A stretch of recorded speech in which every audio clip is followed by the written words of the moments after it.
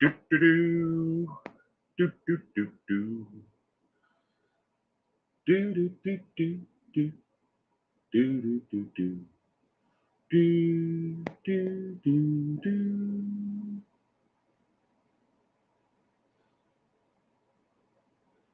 Welcome, welcome, welcome to all those who are out there. Time to wakey wakey. It's time for the stream. Wakey wakey.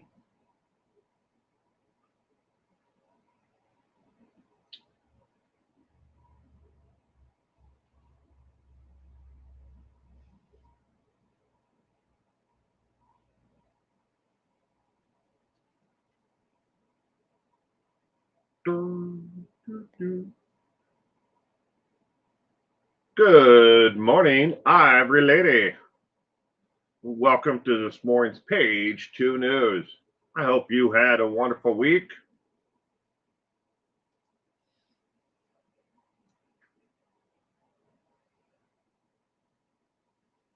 Good morning.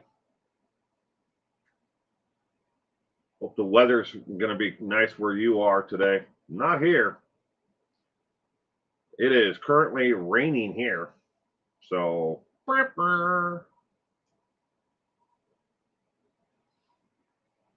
Nebraska, Frank Courtney. Good morning, Nebraska, Frank. Hiya. Well, good morning to you as well, Frank.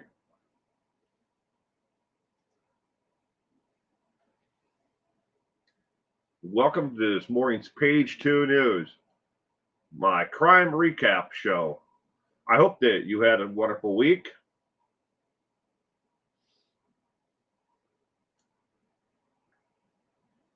It's raining where Ivory Lady is as well. Ugh.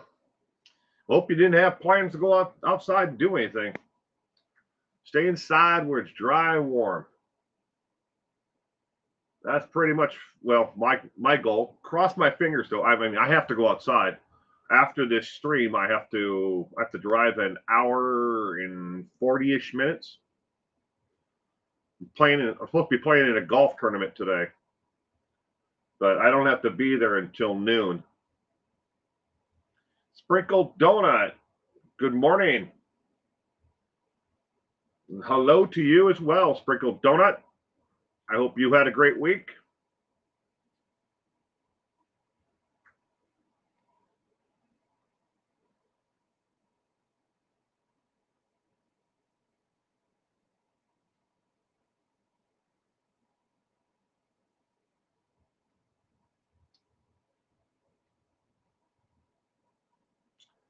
Give it another 30 seconds here, and we're going to get this started this morning.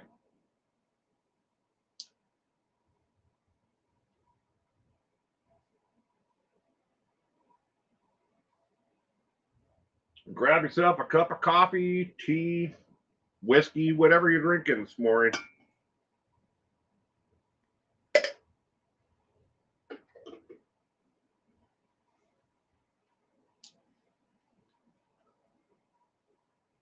6 seconds. 5, 4, 3, 2, 1, and we're off. This is Page 2 News.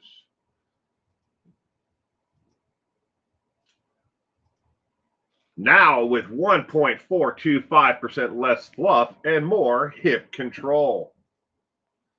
This morning show and crime recap strictly adheres to verified factual evidence presented by reputable sources, such as the FBI, Department of Justice, Interpol, and Scotland Yard whenever needed. We do not engage in conspiracy theories, speculation.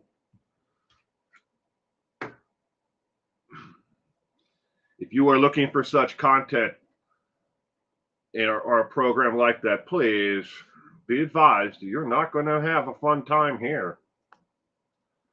Again, it is 100% free to subscribe, 100% free to learn new facts about criminals, and 100% free to be part of this community.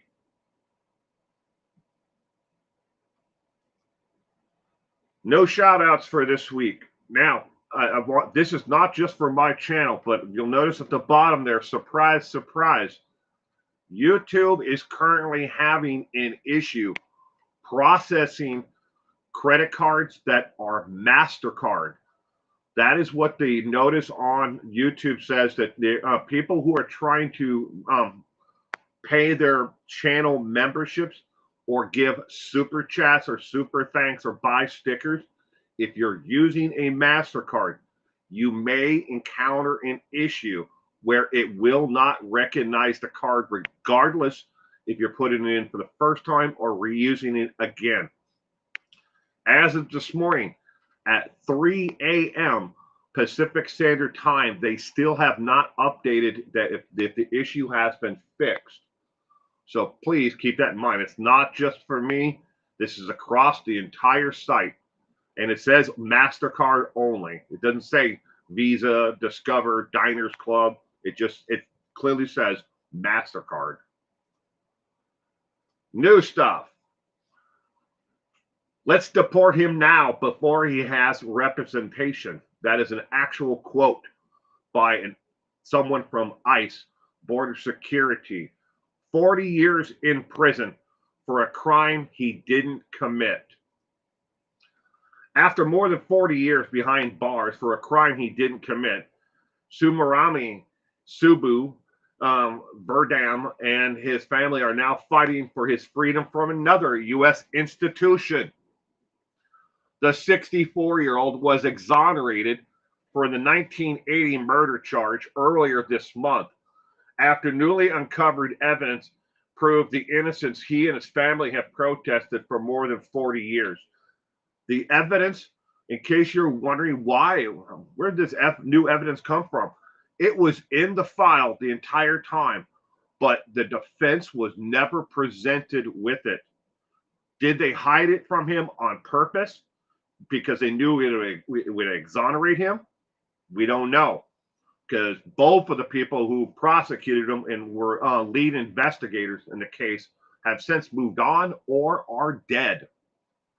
But before Verdam could return home to embrace his family upon release, he was immediately taken into custody and detained by immigration and customs enforcement officers under the threat of being deported to India, where he hasn't lived since he was 9 months old, well over half a century ago.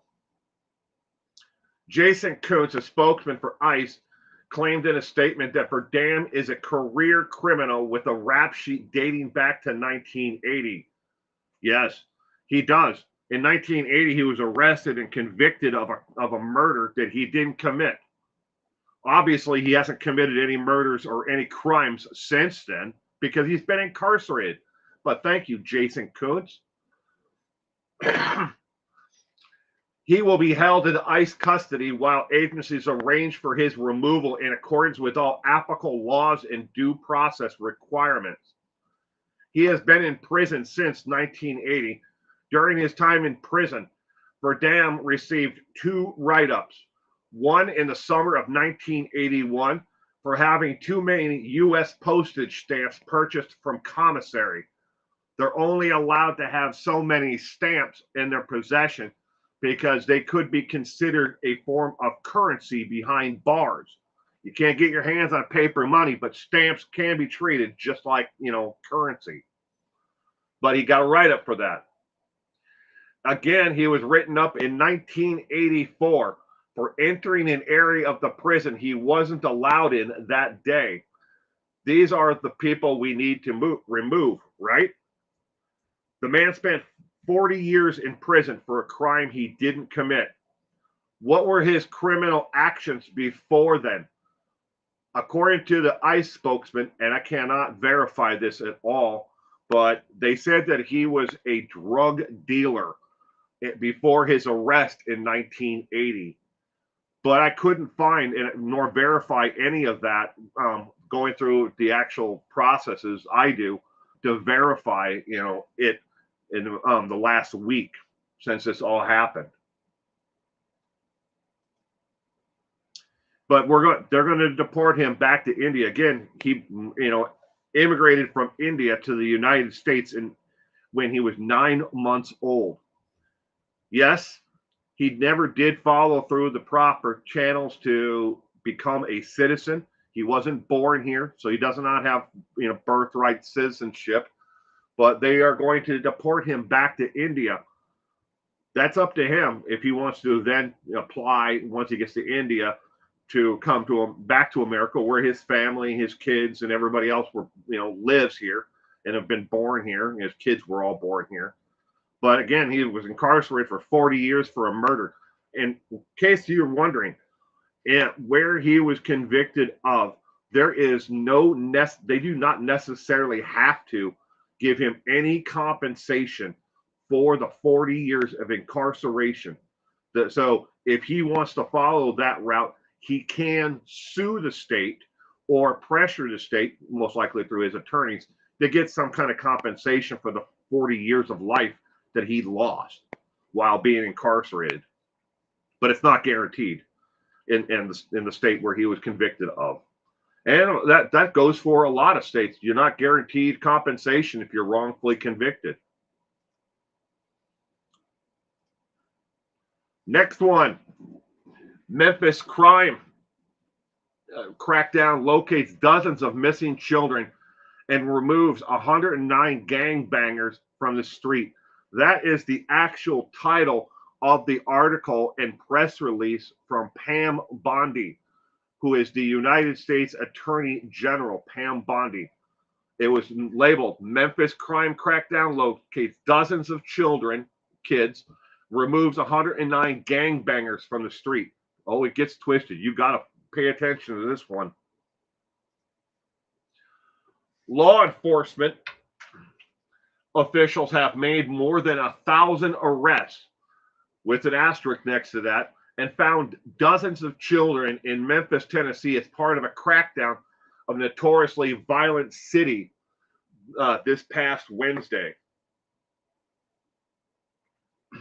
I thought it was 109. How did it get to 1,000 arrests? It said that they removed 109 gangbangers. How did it get to 1,000? Ask yourself that question.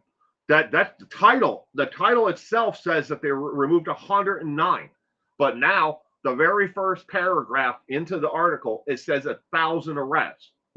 The truth is, there weren't 1,000 arrests. They counted each person as one arrest and each charge as an arrest. As an example, there were more than a dozen people who were arrested and were charged with 9 crimes. So each of those people were counted as 10 arrests.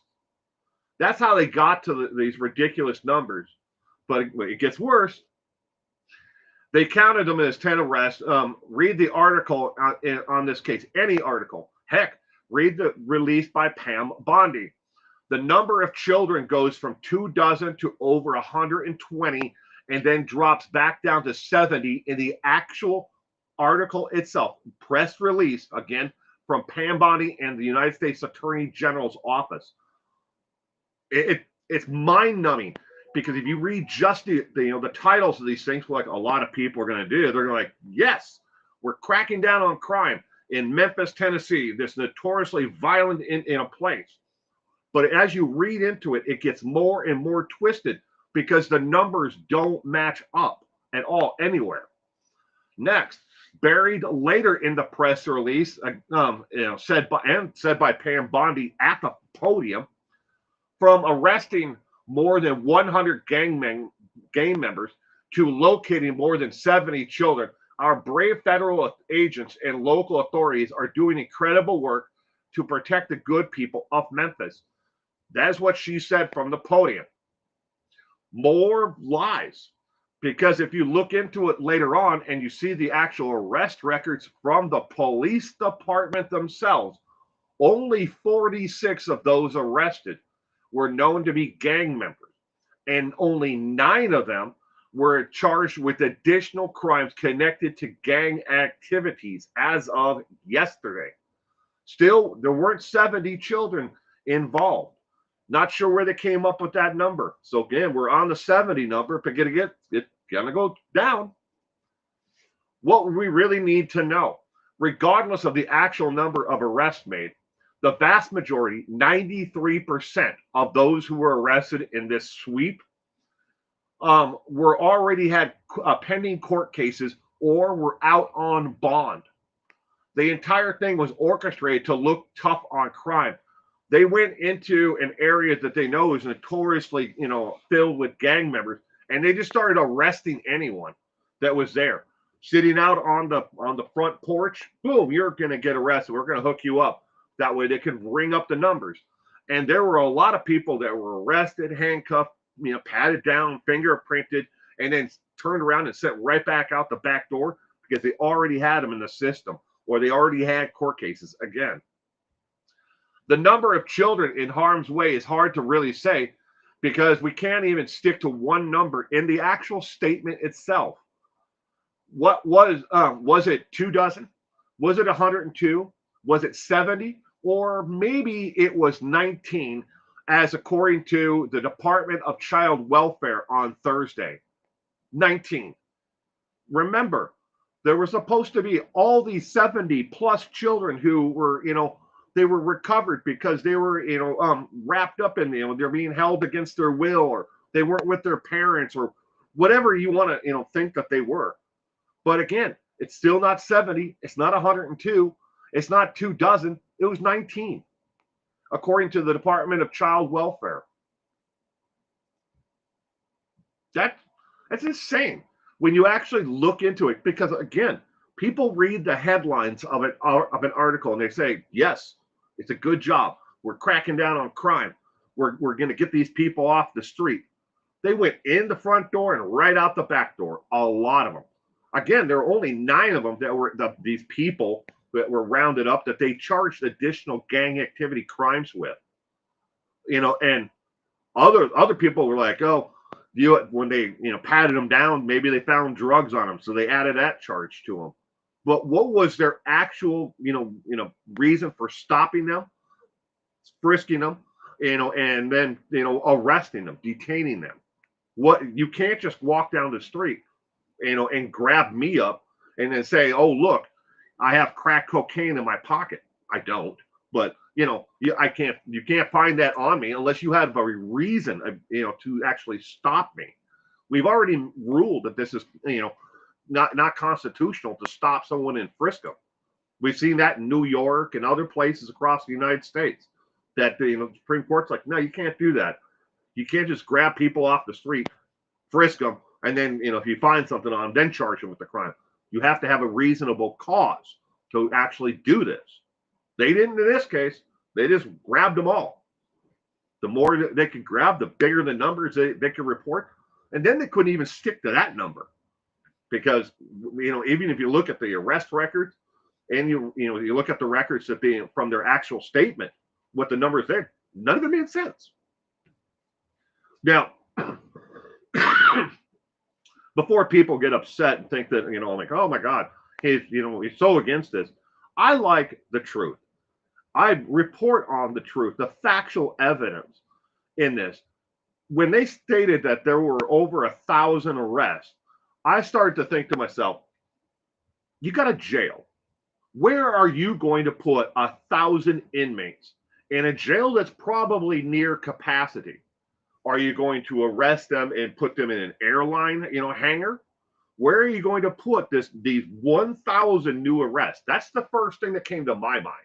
So then I started searching, the capacity for the jails in that area. I found there are 3 jails in and around the Memphis, Tennessee area that they could have, arrested people and then sent them to these jails, right? But they're all near capacity, or in the case of one, over capacity at the time. So where are they going to put these 1,000 people? You got to put them somewhere. You got to lock criminals up. We don't need these people out there, right? But where are you going to put them? So this is where how I started down this rabbit hole, looking into that story. It's insane. Again, people read the headlines, and that's what they go with. They're like, oh, we're being tougher on crime. Not good. We're doing the right thing here.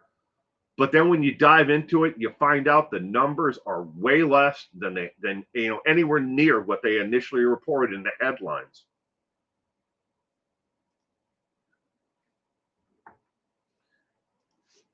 Next is he was suspected of 2 murders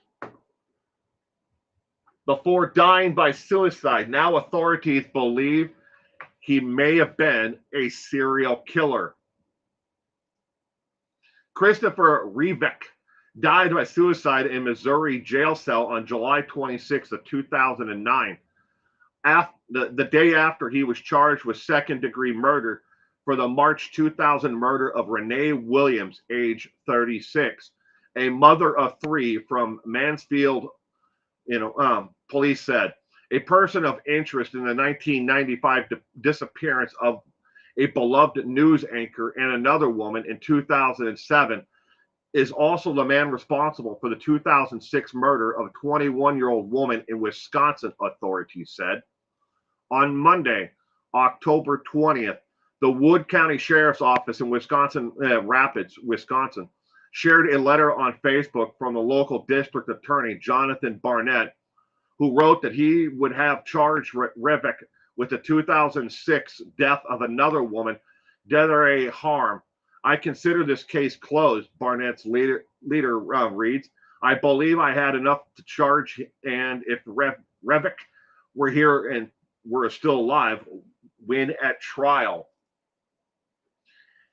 This story was sent to me by none other than our friend Callie Lisa. If you want to, and you're watching this now or afterwards, you can click on the blue thing there. I know it's small print, but that's a link to the Newsweek article on this actual case if you want to read more about this case. And in total, they believe that the possible serial killer, he may have been linked to as many as 7 deaths, murders. Well, they only have confirmed, 5 individuals who they know are dead, but the other 2 are still missing. But he may have been, a serial killer. Oop. All right, warning. The next case is disturbing. And I want to stress that the next case is disturbing. If you do not want to hear or read about something, extremely squeamish, and disturbing about what one mother did to her own son, thank you for being here today and have a great weekend, because there are some seriously disturbing details in this that I want to get into, but I want you also to know that I appreciate you being here. All right. With that said,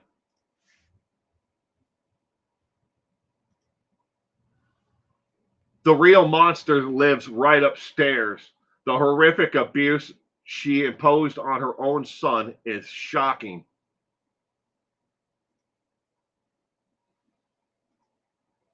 A Pennsylvania mother has been sentenced to a maximum of 50 years in prison for the fatal neglect of her 21-year-old son who had cerebral palsy, who was found dead in her apartment last year.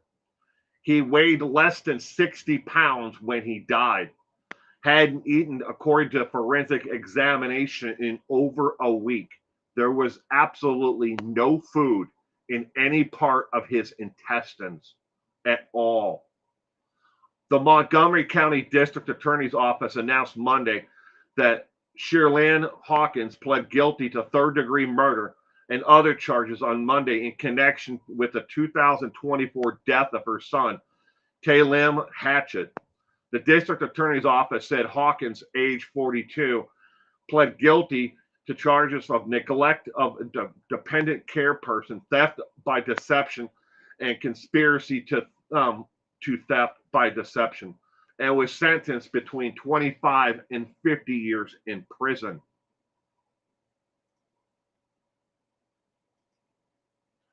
Authorities shared in a news release that Talim on September 24th death, saying that he weighed just 59 pounds.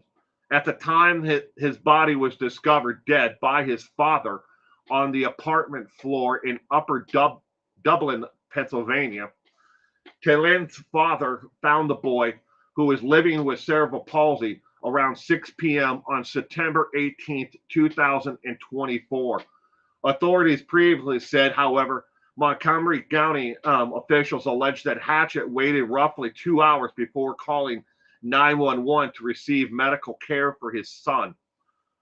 During that time, law enforcement received 2 phone calls from neighbors about a fight. The father obviously was having a fight with the mother. He found his son dead on the floor in the apartment. He does not live or reside anywhere near where his son and his ex lived. He had to travel, from what I understand, it was either an hour and a half or just over an hour to find his son that day. Investigators discovered that Talim's lost 31 pounds, dropping from 90 pounds to 59 pounds in the months leading up to his September 24 death. Oh.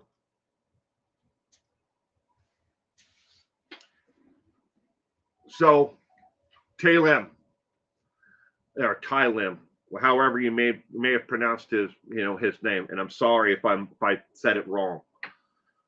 Additionally, on top of that, he had cerebral palsy and he had severe learning disabilities.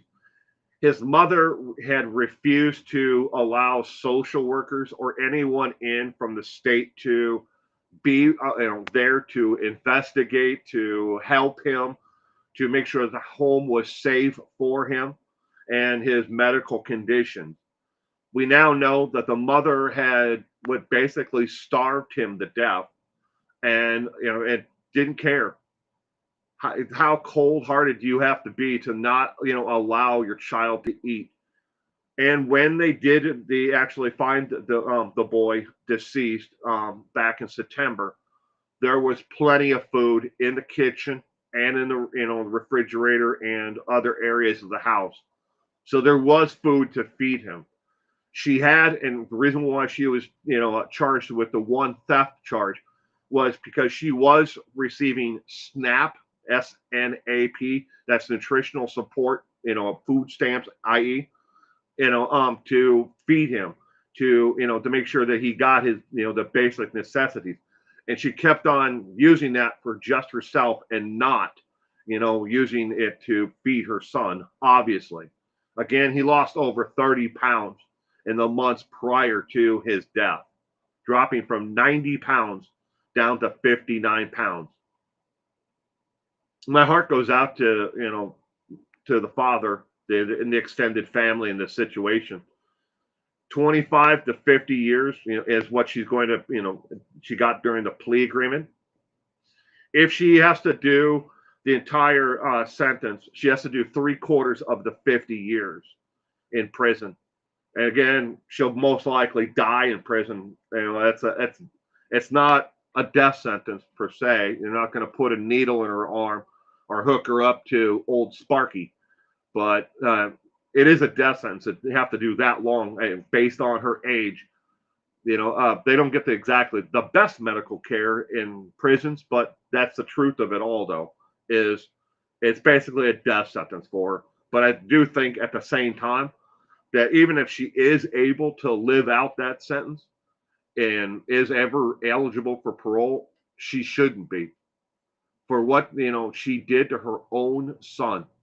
If she didn't want to care for him anymore, she could have told the state, and the state would have came and they would have put him someplace in a group home or with another family, someone who would have cared for him and loved him. But she didn't. She starved him to death. Sad. Next is wanted by the U.S. Marshals and the FBI.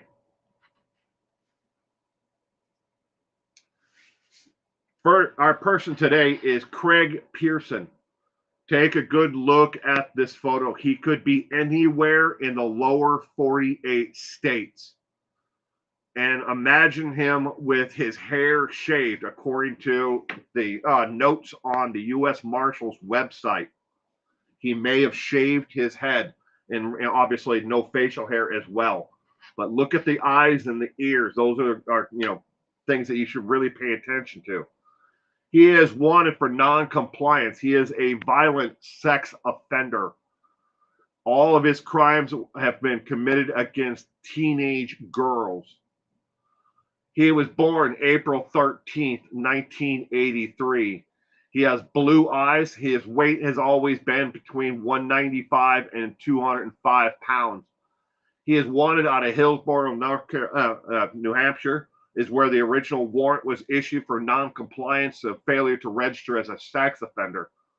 He has no known tattoos at the time that he vanished. Again, he is 6 foot tall. His hair was originally brown but graying, at the time. But they believe he may have altered his looks in some way to blend in. He could be, again, anywhere in the United States, the lower 48 states.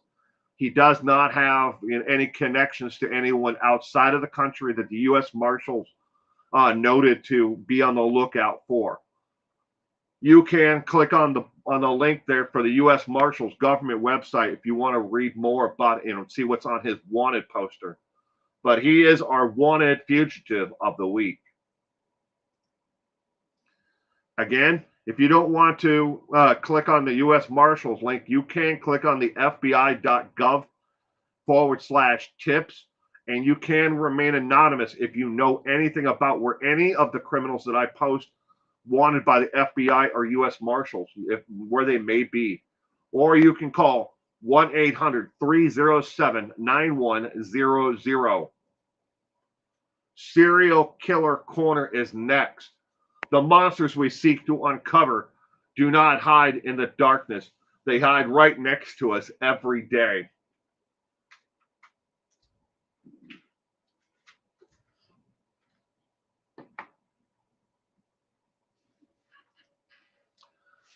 Richard Kenneth DeJerf, 55, died by lethal injection on the morning of Friday, October 17th, at the Arizona State Prison Complex in Florence. Richard Kenneth DeJerf, or however you pronounce his last name, was 55 years old when he died by lethal injection on the morning of Friday, October 7th, at the Arizona State Prison Complex in Florence. The Associated Press and Arizona Republic and Fox 10 Phoenix has reported. DeJerf pled guilty to 4 counts of first-degree murder in September of 1983, killing of Albert Luna Sr., Patricia Luna, and their 2 children, 18-year-old daughter Rochelle Luna and 5-year-old Damon Luna, per the AP. According to the law enforcement who spoke off the record with the Associated Press Services, they always believed Richard Kenneth DeJerf may have killed 3 others in late 1989 and 2 others in 1990. The killings were reportedly motivated, the family, the 4 that he was convicted of, were reportedly motivated by revenge. DeJerf suspected his roommate, another Luna family member, Albert Luna Jr., of stealing electronics and a gun from a shared apartment, the Republic reported, citing court records. So he killed the entire family as an act of revenge. Again, they believe he may have killed more than at least additional 4, I believe. Next is the world news. These are news stories from around the world. Please, if you see the scroll on the bottom here, I am clarifying these are not my political ideologies.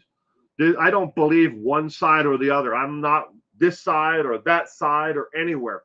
I don't have any political affiliation.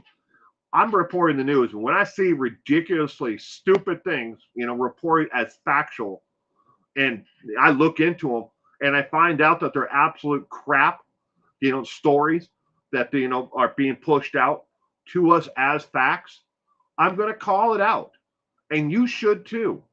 You should want the real facts about what is going on. These are all 100% real, with at least 10 independent sources for each and everything that you're about to hear and read about. The first one, story is this baby isn't yours yet. Jasmine Beverly held a funeral service for her son, Sonny Beverly Conlon, in the city of Hull in England in June of 2022 after giving birth prematurely that May, according to the BBC. Oops, I skipped the first part. Sorry. The mother had a stillborn son. She held a funeral service, for her son in June of 2022. Anyway, police later found the body of her son still at the Legacy Independent Funeral Directors, which has since closed. On Wednesday, October 15th, Robert Bush appeared in Hull Crown Court, where he entered both guilty and not guilty pleas to the offense he charged in his charge with in connection with the investigation into the Hull funeral home. Humberside police said in the news release shared on Facebook that he was charged with 5 counts of fraud and misrepresentation, one of them originally related to the Beverly family, according to the BBC. He is now facing a trial on other charges in October, late of 2026. Yeah, a whole nother year from now. I'm trying to forgive him, Beverly told the BBC, adding, but I'm finding it hard. There must be some reason why he did this. The family was given an urn of ashes before they were told by police nearly 2 years later in March of 2024 that they had been handed the remains of a stranger who hadn't yet been identified per the news outlet. Again, to reiterate where we are at this point in the story, the mother gave birth, a stillborn birth. She held a funeral service for her, deceased son. He was cremated. They received an urn of ashes. But the shocking part is when the funeral home closed and they went in, they found her deceased son's remains were still on the shelf of the funeral home. The ashes and the urn that she had been protecting and believing was her son were not of her son. They're of a total another stranger. And because of the ashes and the way that they were in the cremation, they're likely never going to be able to find any remains at all to identify positively that these are the remains of this person over that person. So they can't do DNA evidence to figure out who this person is.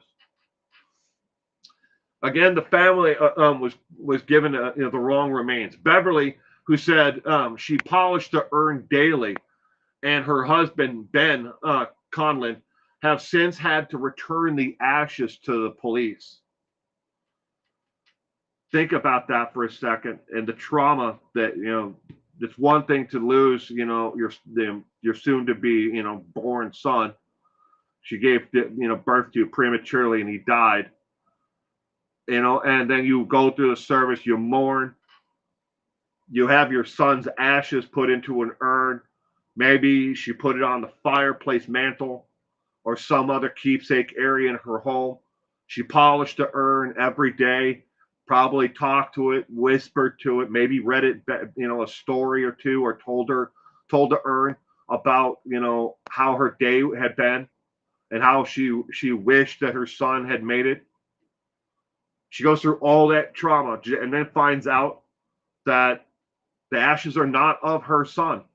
They're of some other complete stranger. And then to add more pain to it, she now had to give the urn back to law enforcement because they're not her son's remains.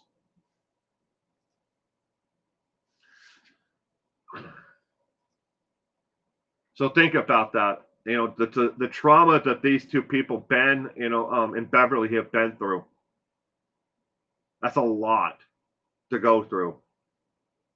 Why and why did they do it? Was it just a mix-up at the funeral home? Did they think that they were actually giving the mother, and the father the urn, the correct urn, and then they realized later on, oh shit, we gave you the wrong urn. We still have your son's remains in a box on the shelf. Yeah.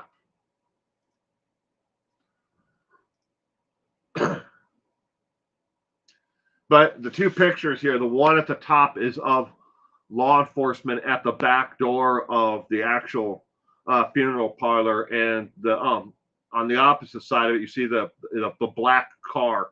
That is the actual cars they use to transport remains, funeral services and stuff.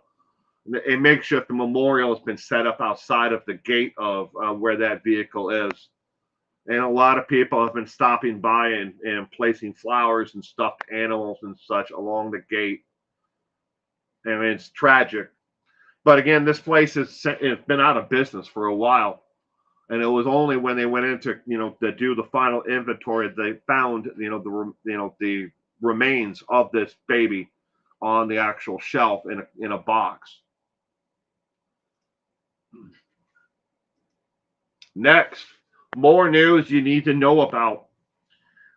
55% of Americans polled in a recent Gallup poll said that inflation is currently a hardship on their families. 60% of those respondents also said that they worry that it's only going to get worse. Between October 20th and October 24th, 9 states were told to suspend the disbursements of food benefits underneath the SNAP WIC program.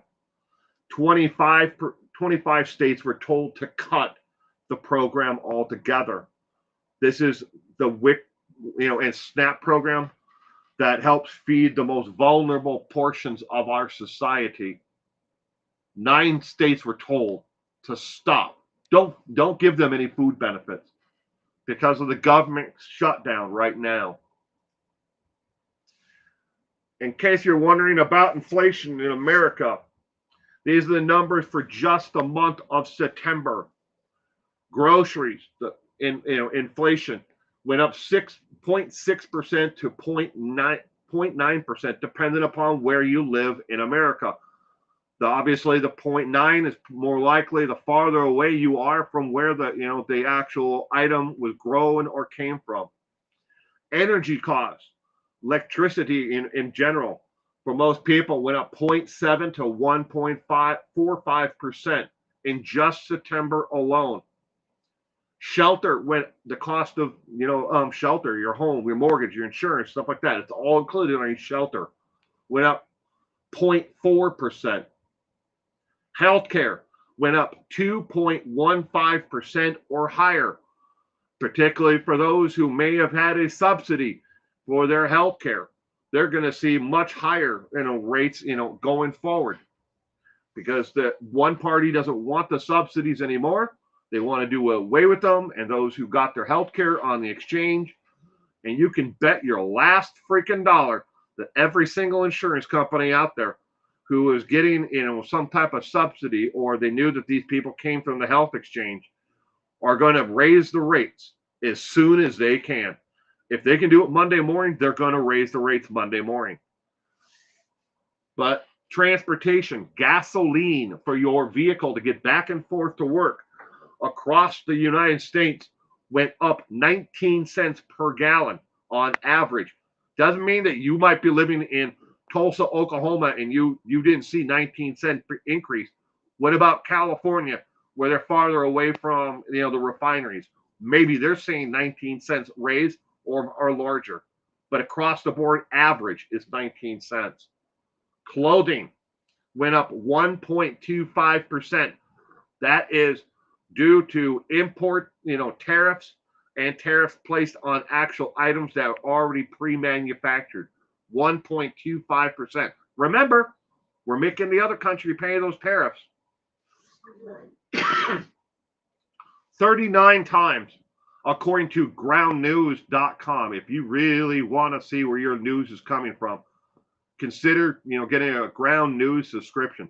I have one, but I am not here to, as a paid advertise. This is not a paid advertisement for it. But again, 39 times between October 14th and October 24th, the Trump administration said, Trump himself said, I fixed inflation, and the representatives from his administration said inflation has been fixed.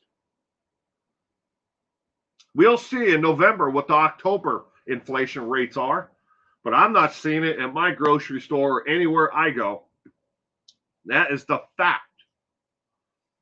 The Bureau of Labor Statistics, the BLS, and the Bureau of Economic Analysis, the BEA, both of which are government agencies. The BLS tracks Consumer Price Index, the CPI, and common measures of inflation.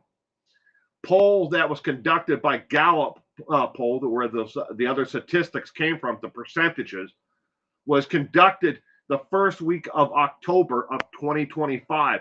2.8 million Americans took part in that Gallup poll. States told to suspend WIC and SNAP programs benefits came from a press release on 10/20 and the following days afterwards. First, it was Michigan. Then it was, other states in the West. And oddly, the 9 states that were told to completely stop SNAP programs were all blue states. Per the news release and by the Associated Press and reported by Politico. Think my reporting is unbalanced? I'd love to hear from you. Comment on how it's unbalanced down below, or tell me by email. That is my actual email address, 411nowbusiness@gmail.com. Or you can tell me how one political party is destroying the U.S. Constitution or making insurance inflation worse. I just won't cover it or argue with you online because I'm not in the 3rd grade. And arguing in the comment section is not going to get either one of us anywhere. I'm not going to convince you. You're not going to convince me. I'm looking at the actual data, the statistics, and the percentage from these polls. I'm just reporting them. Again, this is not my political ideology. And I'm not one side or the other. I'm telling you, when you see shit, actual crap being reported as facts, you got to call it out. If you don't, you're just empowering the individuals who do it to continue to shovel you more and more of it every day.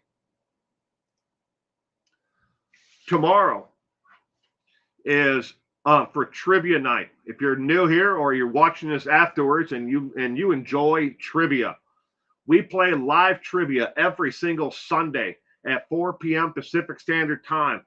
That's 5 o'clock in the Mountain Time Zone, 6 o'clock Central, 7 o'clock on Eastern, or 12 midnight in the UK. We play live trivia. 20 multiple choice questions are all displayed along with the question on screen. And I'd love to have you, stop in, watch, comment, chat with others. It's free to do. You don't have to do anything. Just show up. But since Halloween falls on next Friday, and we won't do trivia again until 2 days later, this coming Sunday, tomorrow, the 26th of October, we are doing the Halloween special trivia, and it's called the Witching Hour Trivia. All of the questions on the trivia night are about crimes that were committed on Halloween or were connected to the Halloween here in America. Not All Hallows Eve, in Mexico or on Honduras or some other country. These are all crimes that were committed here in the United States on or about, Halloween. Links to the fan merch store, investigation fund, and channel membership. Again, I shouldn't have to, but I feel I need to. Remember, YouTube is having issues processing MasterCards, as the beginning before the stream started. Have they fixed that issue? I don't know. But keep that in mind if you try to send an investigation fund through that link, because it is connected to YouTube and the channel membership. Thank you for joining us this morning for Page 2 News. I hope that you enjoyed the content. If you did, give it a thumbs up.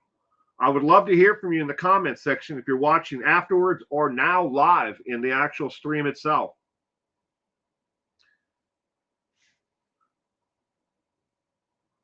Vicky Carpenter. Good morning, Vicky. Question: what are all the governors saying?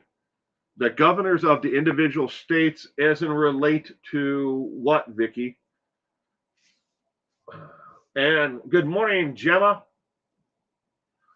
For all those out there, I just posted a link in the comment section to Gemma's newest video. This is her original poetry talking about autism and how pain medication does not cause autism.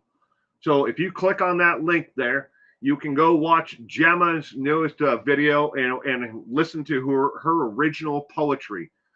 If you like what she has to say and you like her poetry, please give her a thumbs up when you're there and consider subscribing to her channel. She is so undervalued on the the YouTube community. We need to give people, Gemma in particularly, and others on the spectrum, we need to give them more of a shout out and more respect. Because remember, if you had what people considered an issue, and people are pretty freaking mean to her sometimes, and they shouldn't.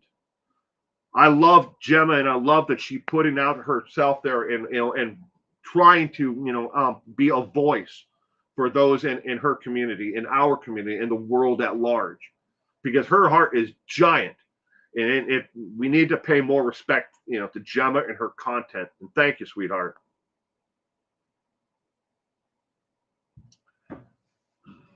About SNAP, several states, Vicky, are trying to do what they can to find ways to move money from one program to another to be a shortfall, to keep SNAP benefits going for the elderly and for those with children.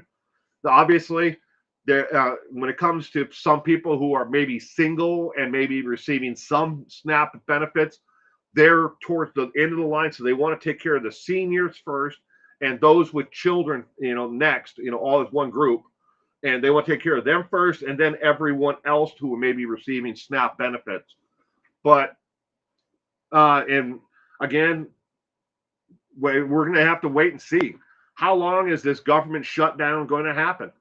And even if they are able to move this money into the program, what are you going to do? November's coming up here, soon, and so is December. People have to eat, and if they can't get SNAP benefits, they're going to put them pressure on food banks and churches that do outreach programs instead. Are they going to be able to help step in and cover, in those areas? It's going to be hard, but until we have some kind of funding. And at this government shutdown, the longer it goes, the longer and the more painful it's going to be for, regular Americans out there trying to survive. And those who have jobs, with the federal government, or they're a federal government contractor. I mean, a lot of them have been laid off or are looking at furloughs or, and stuff like that.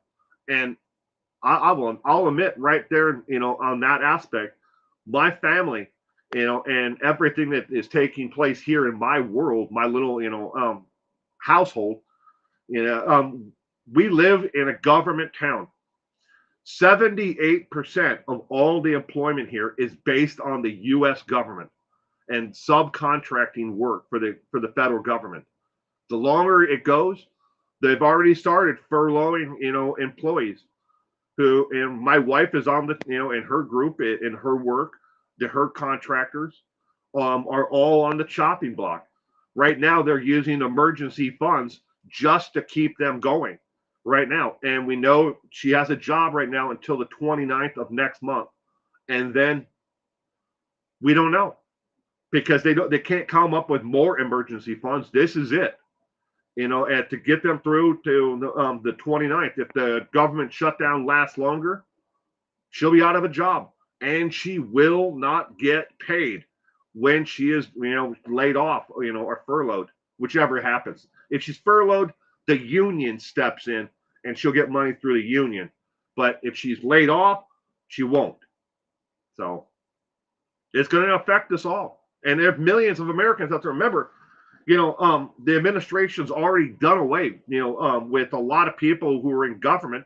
Maybe they work for the Department of Justice, or they work for the FBI or the IRS, or they work for another, government agency like that. Their jobs are gone. Those jobs disappeared months ago, and they're still happening. And why is one side not caving into the other or giving in? Well, the Democrats are trying to keep health care for millions of Americans who are, going to lose it, and vulnerable individuals. And the other side's like, nah, we don't want that. And so they're a juggernaut, and they're not even talking to each other, apparently, from what I've read in the news lately.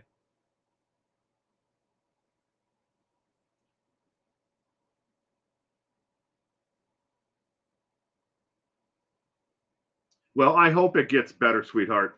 And just remember, all the people out there that that give you hate, or say negative things to you, brush it off. Just brush it off. Don't let it get to you. And if it gets bad, turn the comment section off.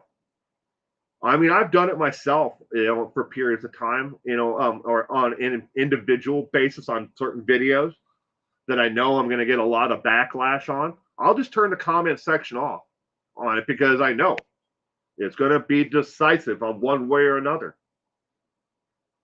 But do the best you can. And remember, your mental health and your well-being is much more important than putting out another video. Okay?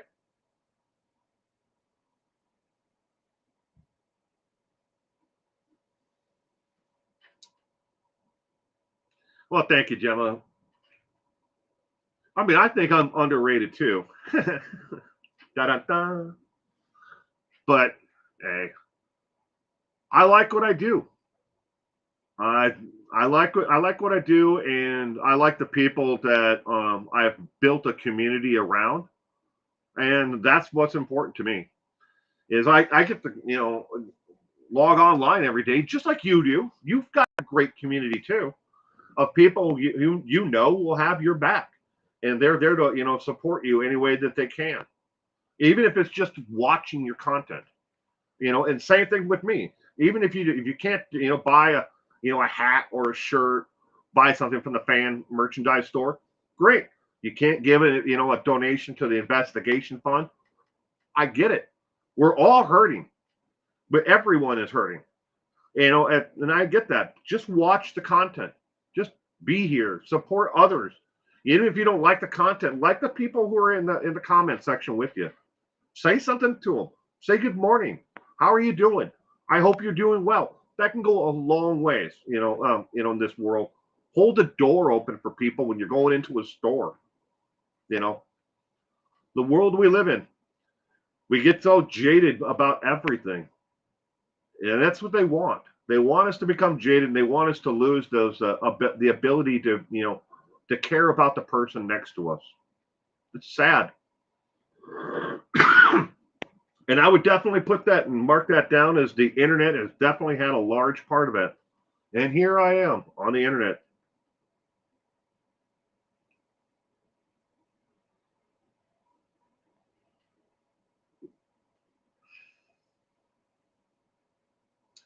You don't get much now, and most of it is held in YouTube Studio, so I don't see. Put tighter restrictions on it if you need to. I have. Um, I think I'm now up to 100 different words that if they are left in the comment section, it automatically holds the comment in review, and I don't even look at those. I try not to. I mean, I was for a while there for for the Saturday morning show, the blunders, balderdash, and viewer questions. I was looking at them then on purpose, but that entire thing of and it's not dead. I may do it here or there, down the road, but people requested and wanted to see more page two news, so here we are. That's why I often check in with you on email. because it's important. Well, it's important to hear from you as well. I look forward to reading your email.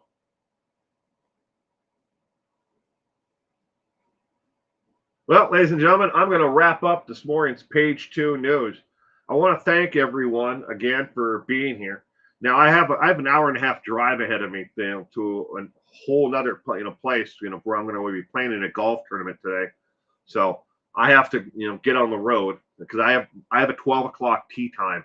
So so everyone, I hope you have a great day, and I hope that you stay safe out there. As Purple always says, and remember this: you never know who's going to be standing next to you next, nor do you know who's going to be knocking at your door.